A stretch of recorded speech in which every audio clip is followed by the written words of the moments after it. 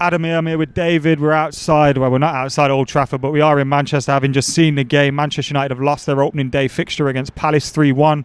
We lost against Palace at Old Trafford last season, so we should have been prepared for a shock in this game. We quite clearly weren't prepared for anything as we put in an abysmal performance. Now, what went wrong there today, Dave? Yeah, before we start, let's just say everyone's going to be moaning about this, saying it's because we haven't signed such and such, we haven't signed such and such. But at the end of the day, them players underperformed massively today. I mean, the likes of the front three basically were poor. I thought Martial was probably the best out of the three of them, but even he looked sluggish.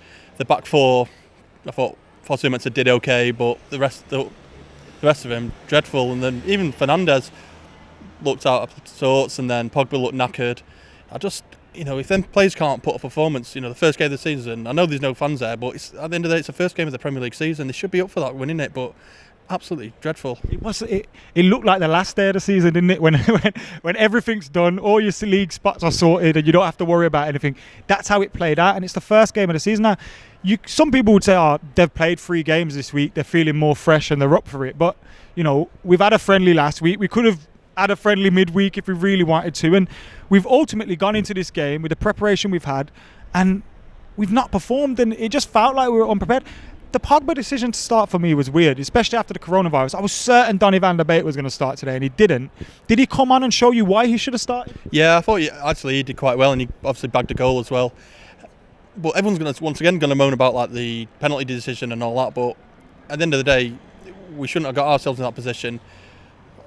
I just don't know what it is. Like, Maguire, supposed to be this £80 million player, looked dreadful. Lindelof, I just don't know what he was doing today. Luke Shaw, I mean, you know how I feel about him. He has one good game of season and people think he's the best left back in the world. It's clear to see he's not. Someone like, once again, Brandon Williams would have done better. I think Ted and Mengi should be starting now over Lindelof. It's just not good enough. Greenwood should have started for me. I know they're trying to protect him a little with what happened with England, but at the end of the day, he looked sharp when he was on. He actually had a few shots off. A few of them were blocked, but he looked half decent. But the rest of that team is just dreadful at the moment. I just don't understand what they're doing. It was poor.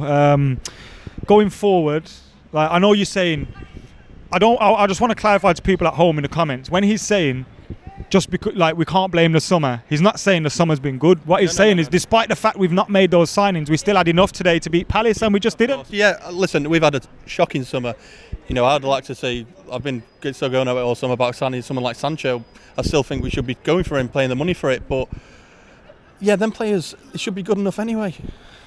They should be good. We should have been. You got an audience saying Sancho's not coming. Well, he might not be, but them players today should have, like you say, should have beaten that team. They were fucking dreadful. Honestly, it did look like it was still pre-season. Where you can afford to lose these games. I just don't understand what they were doing. People might turn to the manager and say, is there any blame on him? I don't know, because at the end of the day, the system we played from this Project Restart, we looked brilliant, and he's obviously trying to play the same system and things like that. But for me, the players just didn't turn up today. They didn't. Going forward, what do you want to see happening? Not just on the pitch, but off the pitch. Yeah, I'd like a couple more signings. Just a bit of replacement with certain players. When they look knackered, to be able to bring on or play them in different games. I do think he should trust now in someone like Mengi. At the end of the day, he's played at under 18 levels when he was 15, under 23s when he was 16. He should be able to play for the first team. He should be no argument. He did all right against Lask. No complaints from him there. So why not just give him a shot? If we're going to be playing performances like that every week, why not play him? Even if he does make a mistake, it doesn't matter because we're going to get hammered anyway. So just let him get some experience and then go him into a decent player.